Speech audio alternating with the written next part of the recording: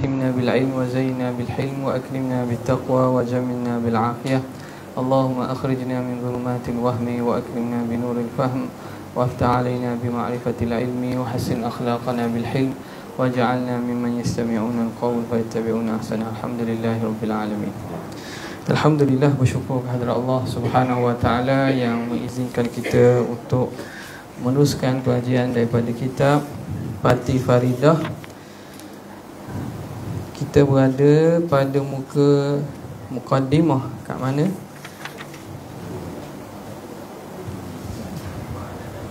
Wa ala alihi. Baik. Jadi pada muka surat yang cetakan Jawi ni, muka surat 2, wa ala alihi alladzina balaghu darajatil ula. Itu yang kita kena ambil maklumnya bahawa pesanan pengarang pada muka surat sebelum ini, sebelum membaca hendaklah didahului pada membaiki. Ada dua kita kena baiki, iaitu pada muka surat 2 tu baris yang ke-11 awak cetakan Jawi ni, dengan mukjizat yang betulnya dengan terang mukjizat. Waktu baik kira tu Rumi tu, dengan terang mukjizat. Ya. Kalau hak Rumi tu mungkin baik kira, hak Jawi ni okey. Yang kedua ialah rasulnya, yang betulnya risalahnya. Dengan sini kerana menguat akan rasulnya, kerana menguat akan risalahnya. Okey dah baik. Okay. Bismillahirrahmanirrahim. Qala al-muallif rahimahullah wa nafa'ana bihi wa bi'ulumihi fid darain amin ya rabbal alamin.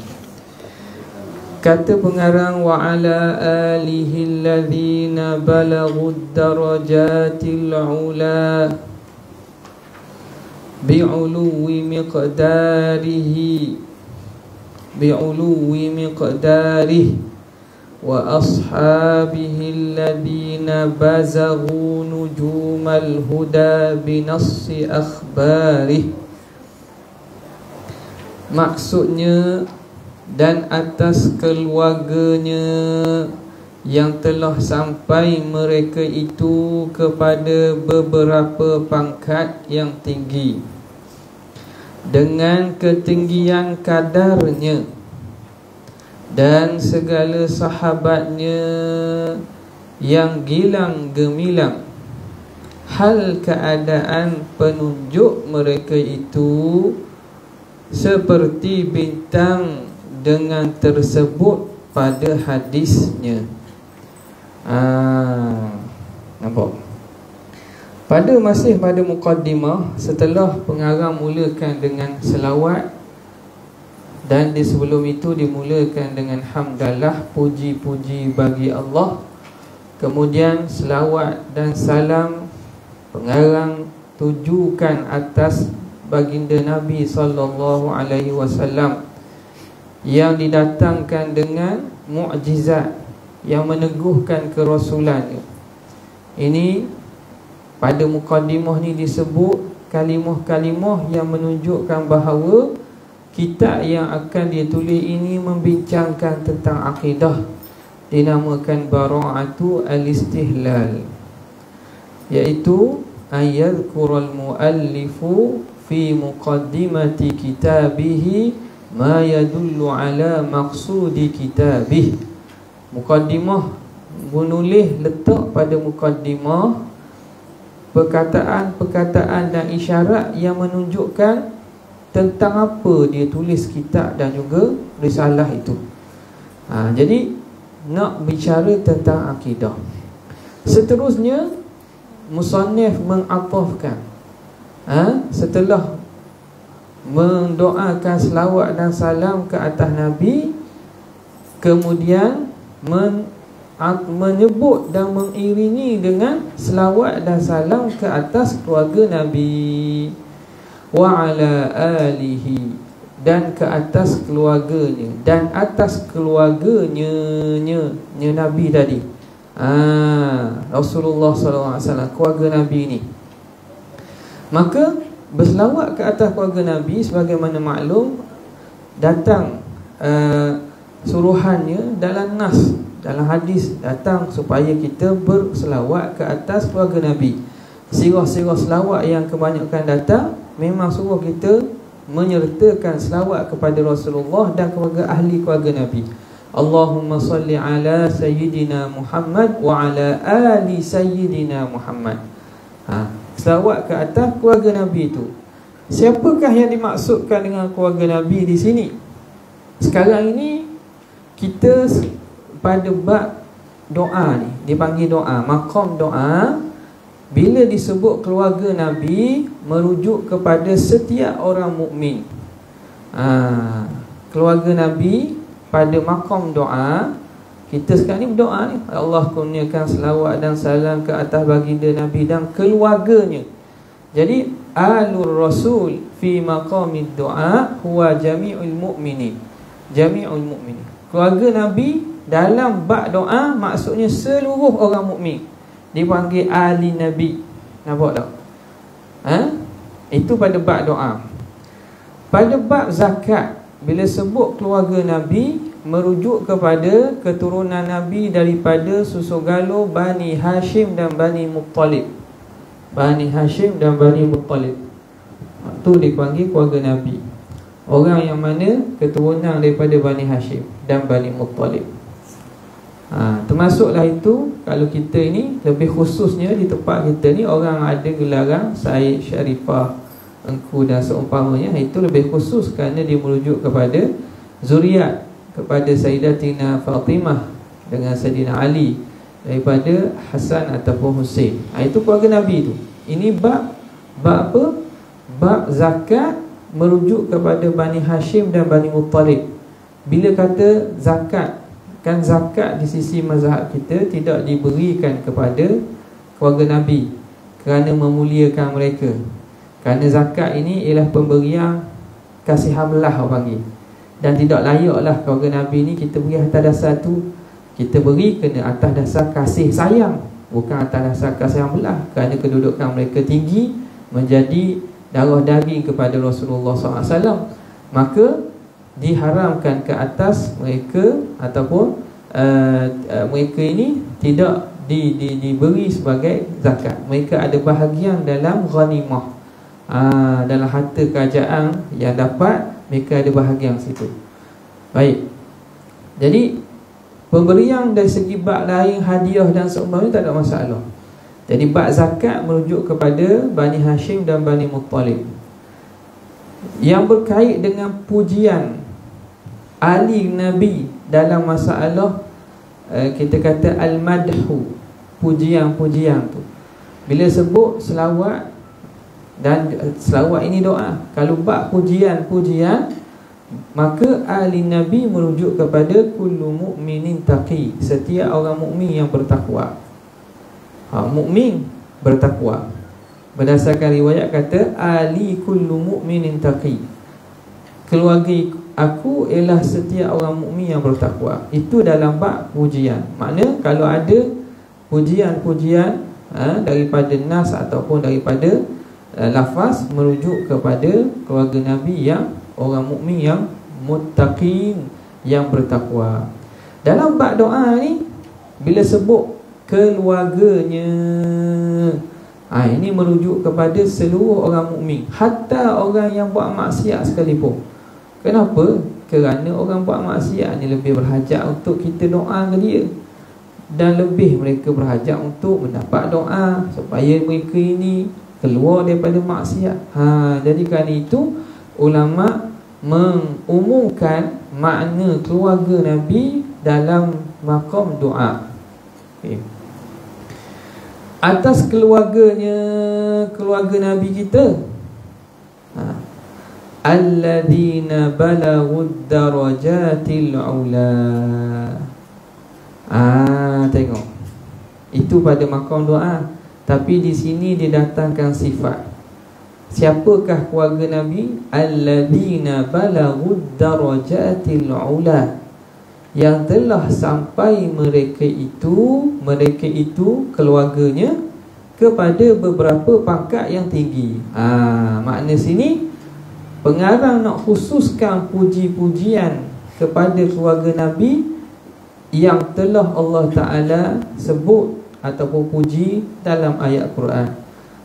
Innama yuridullahu liyudhiba ankumur rijsa ahlal baiti wa yutahhirakum tathira.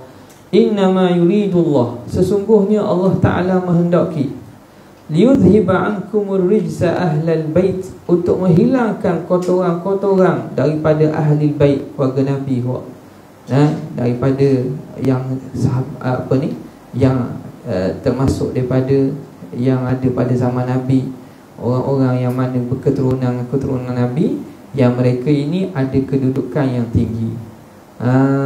Nampak tak? Ada kedudukan yang tinggi. Ad-darajatil ula, kedudukan yang tinggi, bi'uluwi miqdarih, dengan ketinggian kadarnya, kadar Nabi kita. Kenapa keluarga Nabi yang nasab keturunan Nabi ni dapat kedudukan tinggi? Dengan sebab tingginya kedudukan Rasulullah sallallahu alaihi wasallam. Nampak? Dan boleh juga kita nak maksudkan sini dengan makna orang mukmin yang mendapat kedudukan tinggi, nasab. Sebab di nasab ni ada dua. Nasab din, nasab agama satu. Yang kedua, nasab dari segi keturunan darah. Keturunan darah kita ni, keluarga kita nasab daripada mana. Yang kedua, nasab dalam agama ataupun ilmu. Itu nasab juga tu. Kita ni bersedara dalam agama Islam. Nampak? Jadi di sini pengarang menunjukkan selawat dan salam ke atas keluarga baginda, yang mana mereka sampai pada kedudukan yang tinggi kerana tingginya kedudukan Nabi. Jadi setiap orang yang disandarkan kepada Nabi kita, maka kedudukan mereka tinggi. Umat akhir zaman, umat Nabi kita tinggi daripada umat Nabi lain. Sebab mulia kedudukan Nabi kita, penghulu kepada sekalian Nabi, maka umat dia juga mengalahkan umat-umat Nabi lain, mengalahkan umat-umat Nabi lain. Jadi mereka yang berkait dengan Nabi ini, nasab Nabi kita, orang yang ada keturunan nasab dengan Nabi kita, itu mereka yang kedudukan tinggi. Allah Ta'ala letakkan syariat kita, letakkan mereka pada kedudukan tinggi. Daripada Husain atau Husaini ataupun Bani Hashim atau Bani Muttalib, dengan ketinggian kadarnya dan segala sahabatnya dan segala sahabat Nabi kita, wa ashabihi. Jadi selawat ke atas ashab ini datang dengan jalan qiyas.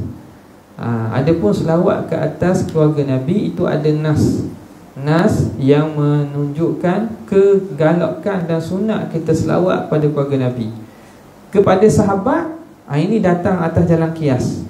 Maka sebagaimana kita disunatkan berselawatkan ke atas Nabi dan keluarga Nabi, sunat juga kita selawat kepada sahabat Nabi. Sahabat Nabi. Maka kalau makna sahabat Nabi ni, siapa sahabat ini? Sahabat ini orang yang bertemu dengan Rasulullah sallallahu alaihi wasallam ketika hidupnya, walaupun sebentar, walaupun sekejap. Orang yang bertemu dengan Nabi ketika hidupnya dan beriman dengan dia. Dan beriman. Kalau kafir pun, Abu Jahal bertemu dengan Nabi, tapi tak beriman. Bertemu dengan Nabi ketika hidup dan dia beriman. Ini pangkat sahabat ni. Dan sahabat ini Allah Ta'ala juga beri kedudukan lebih. Dalam Quran Tuhan sebut orang Ansar, walladzina tabawwa'ud dar wal iman min qablihim, dan mereka yang telah mendiami Madinah sebelum datang Muhajirin. Yuhibbuna man hajara ilaihim, mereka mengasihi orang berhijrah kepada mereka. Allah Ta'ala redha kepada sahabat Nabi, radhiyallahu anhum wa radu'an. Laqad radhiyallahu 'anil mu'minina idh yubayyi'unaka tahta asy-syajarah. Allah Ta'ala redha kepada orang mukmin yang berbai'ah dengan Nabi di bawah pokok bai'atul ridwan. Yang mana berlaku selepas daripada Hudaibiyah.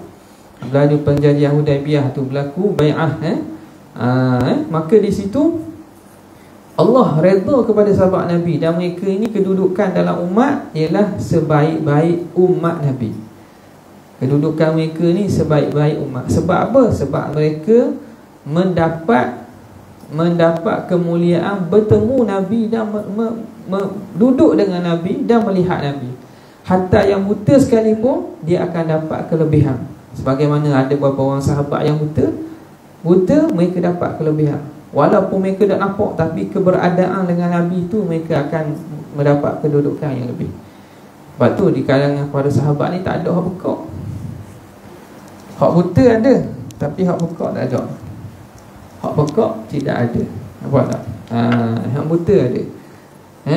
Sebab apa? Sebab mendengar suara Nabi, mendengar bacaan wahyu yang turun itu antara kemuliaan yang besar pada para sahabat. Maka kita pun mendoakan kepada mereka, para sahabat, alladzina bazaghu nujumal huda, yang gilang gemilang.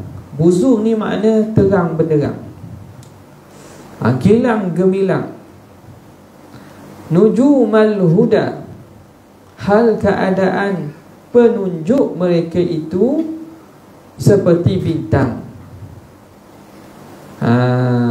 Jadi mereka ini orang yang mana mendapat kemuliaan dan kedudukan yang hebat, terang benderang umpama bintang. Bintang, nujumal huda, bintang petunjuk. Bintang petunjuk. Kalau ikutnya di sini apa dia ni? Mereka itu umpama bintang dalam memberi petunjuk. Mengumpama bintang dalam memberi petunjuk. Dalam balaghah dipanggil idhafat kepada musyabbah bih, kepada wajhus syabah. Apa dia? Sahabat Nabi diumpamakan macam bintang. Pada apa? Pada memberi petunjuk. Pada memberi petunjuk. Binasi akhbarih, seperti dengan tersebut pada hadis. Ini nak merujuk kepada sabdaan Nabi SAW. Hadis ni walaupun ada dibincangkan melalui ulama-ulama hadis, darjat hadis, ada yang mengatakan hadis ni dhaif, tapi disepakati maknanya betul kerana dikuatkan dengan makna hadis lain. Dia kata dalam riwayat disebut ashabi kan nujum. Ashabi kan nujum, sahabat-sahabatku ni umpama bintang. Bi ayyihi muqtadaitum ihtadaitum, dengan sesiapa kamu ikut pasti kamu akan dapat petunjuk. Jadi di sini walaupun sanad hadis ataupun hadis ini tidak kuatlah dari segi sanadnya, tapi berdasarkan ayat-ayat lain Nabi kata hendaklah kamu ikut alaikum bisunnati, alaikum bisunnati wa sunnatil khulafa'ir rasyidin al-mahdiyyin min ba'di. Hendaklah kamu ikut sunnahku dan sunnah khulafah-khulafah yang mendapat hidayah selepas padaku. Mana? Sahabat Nabi, terutama khilafah yang 4 itu, Sayyidina Abu Bakar, Sayyidina Umar, Sayyidina Uthman, Sayyidina Ali. Maka secara umumnya galakkan dan juga pujian suruh kita ikut sahabat tu ada. Sebab itu sahabat-sahabat ni orang yang mana kita wajar jadikan contoh. Sebab mereka didikan terus daripada Nabi. Mereka mendapat didikan terus daripada Nabi. Baik. Jadi berdasarkan daripada hadis itu yang dengan tersebut pada hadisnya, hadis Nabi SAW yang kita baca tadi, iaitu sahabat aku ini umpama bintang. Kamu ikutlah mana-mana kamu dapat petunjuk. Bintang ni apa fungsi dia? Fungsi sekarang mungkin orang tak nampak sebab orang tak apa guna bintang. Orang nak bintang hari kebesaran je, tu ada fungsi dia. Bintang hari kebesaran, PJK apa lagi, banyak lah dah, tak tahulah kita bakat benda dia. SPM, PMR je. Bakat tu je, macam-macam bakat bintang tu orang nak. Tapi zaman sebelum ada kemajuan ni, macam mana orang nak tahu arwah? Orang tengok bintang. Orang tengok bintang. Bila alat-alat kemajuan ni tak ada, apa yang menjadi petunjuk arwah untuk pergi ke mana-mana tu? Orang tengok bintang. Jadi diumpamakan sahabat Nabi ni macam bintang yang memberi petunjuk. Kalau kita ikut, kita tak sesat. Kalau kita ikut, kita tak sesat. Nampak? Dan ini juga salah satu ulama-ulama sunnah kita mengambil berat tentang sahabat Nabi dan meletakkan mereka pada kedudukan yang tinggi, untuk membezakan kita ahli sunnah dengan ahli bid'ah di kalangan Rafidah. Sebahagian daripada Syiah yang melampau, mereka mengutuk sahabat. Mereka kutuk sahabat. Sebab itu kita bila berselawat, kita disunatkan juga berselawat pada sahabat. Sebagai apa? Nak menyalahi golongan-golongan sesat yang mengutuk sahabat Nabi. Kita ini mengasihi keluarga Nabi dan juga sahabat Nabi. Nampak? Ya?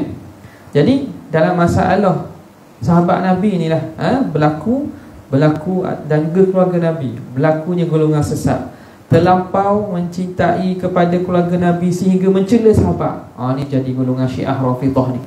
Tak? Katanya kasih kepada keluarga Nabi tapi mengutuk sahabat Nabi. Tak betul ni. Ini bukan jalanan ahli sunnah. Ada yang benci terlampau kepada keluarga Nabi. Ni nasibah, nawasib, golongan yang benci kepada keluarga Nabi. Mereka menjadikan permusuhan dengan keluarga Nabi ini satu ibadat pula. Ini berat juga ini. Jadi ahli sunnah wal jamaah, mereka berdoa, berselawat kepada keluarga Nabi dan juga sahabat Nabi. Kenapa? Kerana agama kita ni sampainya kepada kita ialah melalui mereka. Kalau kita dapati antara sebab apa yang berlaku pecah aliran-aliran yang sesat sebegini, di akhir je dia nak bawa kepada nak memecahkan Islam daripada akar umbi dia. Bila kita telah menganggap orang yang bawa agama tu bukan orang yang baik, maka kita akan jadi ragu-ragu terhadap agama. Betul tak? Kita akan ragu terhadap agama. Kalau orang yang bawa agama pada kita tu, kita tuduh dia macam-macam, akhirnya agama kita ada nilai tak? Tak ada. Sebab kita akan ragu-ragu. Orang buat cerita ni, kita tak yakin ke dia? Kita kata dia ni orang yang jahat, dah takkan kita tu? Ini musuh-musuh Islam yang selalu cuba mencari jalan. Dia payah untuk mengkafirkan jelas-jelas, keluar pada Islam, masuk agama lain, payah. Tapi caranya apa? Menanamkan rasa tidak yakin kepada agama sendiri. Antaranya ialah kepada sumber orang yang bawa agama itu, sahabat Nabi dan ahli keluarga Nabi. Kemudian daripada itu, maka inilah pati faridatul faraid. Pati faridatil faraid. Hamba Haji Ni Abdullah Al-Jambui Jala Thailand. Ini kitab ni sekarang ni dia gabarlah bahawa kitab ni nama dia apa? Pati ringkasan kepada Faridatul Faraid. Gitu kitab asal. Pati Faridah ni hak hamba lah. Tuang kitab ni Haji Ni Abdullah Al-Jambui, orang kampung Jambu, Jala Thailand. Menghurai dan mengupaskan dia daripada risalah orang tua hamba. Nampak? Dia nak urai dan nak kupas.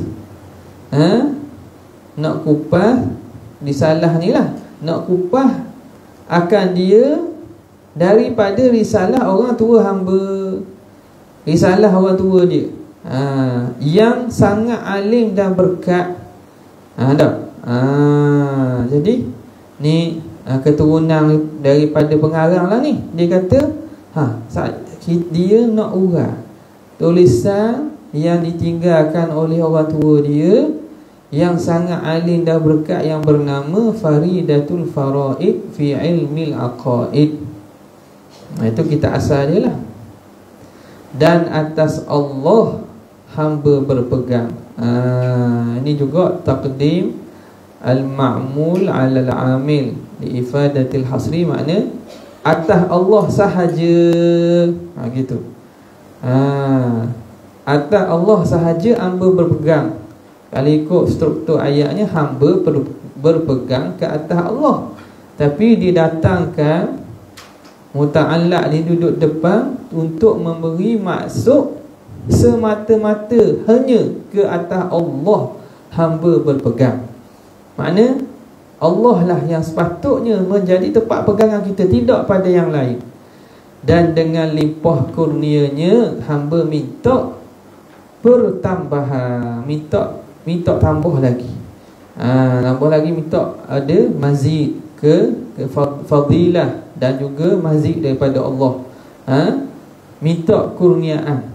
Minta dengan apa? Minta kurniaannya. Dengan limpah kurniaannya hamba minta pertambahan. Okey, selesai mukadimah dia. Kemudian sekarang ni pengarang akan sebut dulu. Kalau dalam istilah dipanggil mabadi' al-asyarah. Tapi di sini kita tengok macam dia tak sebut belaka lah ni.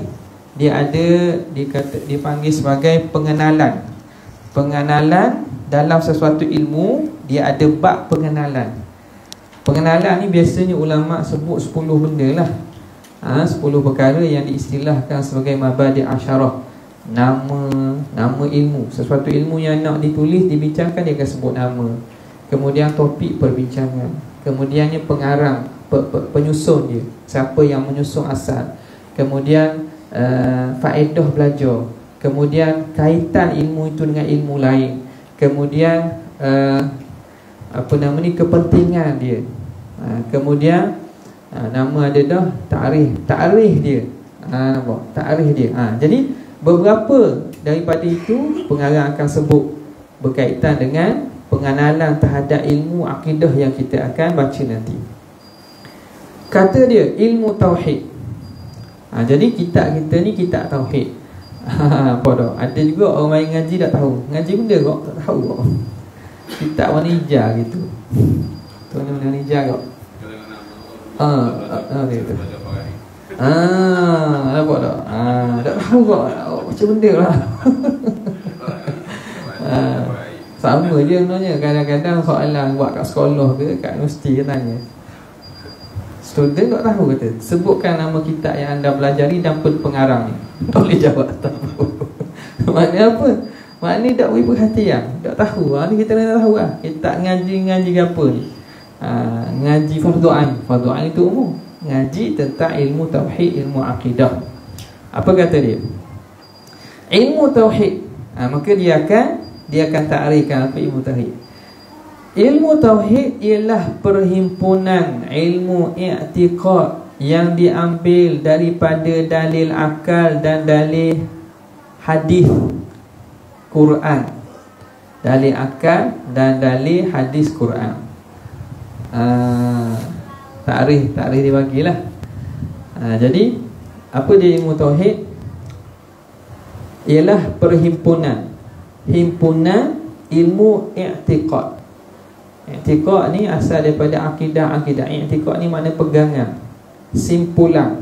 Asal daripada kalimah aqdun. Aqdun ni simpulan. Kerana akidah ini seakan-akan ibarat macam simpulan dalam hati. Bila kita percaya sebenarnya, kita sipuk ke mahmah.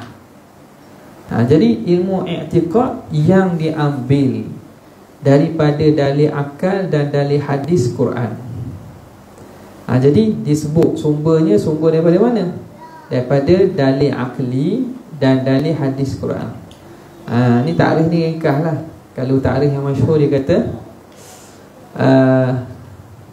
ilmun yubhathu fihi an aqaid ad-diniyah al-mustanbatati min al-adillatil yaqiniyah. Ilmu yang membincangkan akidah Islam yang diambil daripada dalil yakin. Yang diambil daripada dalil yang yakin. Jadi di sini pengarang rekahkanlah, ataupun dia ambil takrif ilmu tauhid ni apa, bincang dia apa? Bincang akidah-akidah yang mana sumbernya dalil akal dan dalil hadis Quran. Dalil akal ni panggil dalil akli, hadis Quran ni dipanggil dalil naqli. Dalil naqli. Naqli. Dalil naqli tu makna nukilan diambil daripada hadis atau Quran ataupun ijma'. Nampak? Jadi ini kalau ikutnya dalam takrif biasa diistilahkan dalil yang yakin. Itu lagi kita kata lagi kemah lah. Sebab apa? Sebab ada dalil-dalil hadis Quran ni yang ataupun dalil aklan ni yang bukan bentuk yakin. Ya, akidah ni sumber dia mesti dalil hak yakin. Kalau hak tak yakin tak boleh nak jadi akidah. Sebab apa? Sebab bila kita nak sipu ni kena sipu kemah. Kalau sipu longgok jadi macam tak sipu lah. Sebab itu berdasarkan min adillatihal al-yaqiniyah, diambil bersumber pada dalil yakin. Lepas ni mungkin kita akan tengok nanti apa contoh-contoh atau bentuk dalil hak yakin. Dalil hak yakin. Sebab itu kalau dalil tak yakin, dia tidak akan jadi dalam akidah Islam sebagai asas, tak jadi. Okay. Pembicaraan isyak dah ibu kedok ni. Belum ni. Pembicaraannya seminit pembicaraannya. Kalau ada soalan, ada nak tanya? Ada. Mukadimah baru dah. Kat dalam tu macam. Okey, jadi ilmu akidah ini dia letak nama tak? Dia tak sebut juga nama tak dah. Nama ilmu akidah ni banyak. Antaranya ilmu tauhid satu. Yang keduanya ilmu akidah. Yang ketiganya ilmu usuluddin. Yang keempatnya ilmu kalam. Ilmu kalam. Yang keseterusnya ialah fiqhul akbar. Nama dia kat fiqhul akbar. Fiqh hak utama, hak besar. Kemudian usuluddin sebut dah dia kan. Ilmu kalam. Itulah nama yang masyhur. Nama yang masyhur yang biasa dikaitkan dengan ilmu tauhid ni. Dikaitkan dengan ilmu tauhid. Ada lagi ilmu lain? Ada lagi? Ada tiga. Ilmu apa ni? Ilmu laduni bukan? Ilmu laduni ilmu yang dapat dengan cara bukan belajar, tapi langsung daripada Tuhan. Ilmu yang dapat langsung pada Tuhan. Sekarang ni perbicaraan tentang satu komponen agama kita ni. Dia ada akidah, fiqh dan tasawuf. Jadi ilmu akidah ni lah, ni bincang ni. Yang kedua fiqh. Ilmu fiqh ni berkaitan dengan amalan-amalan kita, ibadat kita. Kemudiannya ilmu tasawuf ni berkaitan dengan hati. Bagaimana membersihkan hati daripada sifat mazmumah dan mengisinya dengan sifat mahmudah. Nampak? Jadi dari kerana itu ilmu tauhid ni asas. Ilmu tauhid ni asas. Ayyuhal mubtadi li tatluba ilman, kullu ilmin amtun li ilmil kalami, tatluba fiqhan kay tusahhiha hukman, thumma aghfalta munzilal ahkami. Wahai orang yang keluar mencari ilmu, ketahuilah bahawa ilmu-ilmu lain itu hamba kepada ilmu akidah. Ilmu kalam. Nama ilmu kalam ni wujud pada akidah. Sebahagiannya mengatakan sebahagian nama lah. Ada yang membezakan, tak apalah, nanti kita akan sebutkan dia. Jadi ilmu-ilmu lain ni dia tu hamba nisbah kepada ilmu-ilmu akidah ni. Ilmu akidah ni hebat. Asas. Tatluba fiqhan kay tusahhiha hukman. Kamu mengaji fiqh untuk tujuan membetulkan hukum. Membetulkan hukum ni apa, ibadat ni apa hukum, macam mana buat sah ke batal. Thumma aghfalta munzilal ahkami. Tiba-tiba kamu lupa Tuhan yang menurunkan hukum tadi. Tak betul lah. Sebab itu katanya Ilmu akidah ni asas kepada ilmu-ilmu lain. Buat amalan banyak tapi akidah tak betul, sia-sia. Tak ada apa. Tak ada apa. Kita buat amalan banyak-banyak, kita tidak tersenarai di kalangan orang Islam, orang yang di sisi Allah Ta'ala orang Islam. Jadi amalan tu masuk akaun kita tak? Tak masuk akaun. Pergi ATM cocok duit, letak duit tinggal situ, tak masuk nombor akaun. Mereka tak masuk. Atau kita tak buka akaun bank, kita pergi orang kata suruh masuk duit kat ATM, kita pun tak duit kat ATM, tinggal, tak duit tinggal, tak duit tinggal. Kita tidak ada akaun dalam bank tu, mak duit masuk tak? Duit tak masuk. Walaupun kita bersetembung tak, mari orang ambil. Sebab apa? Kita tidak tersenarai di kalangan orang yang Islam insya-Allah Ta'ala. Sebab itu penting berkaitan ilmu akidah, asas kepada ilmu lain. Jadi sekadar itulah untuk malam ni, insya-Allah. Kita akan sambung pada minggu-minggu akan datang. Wabillahi taufiq. Assalamualaikum warahmatullahi wabarakatuh.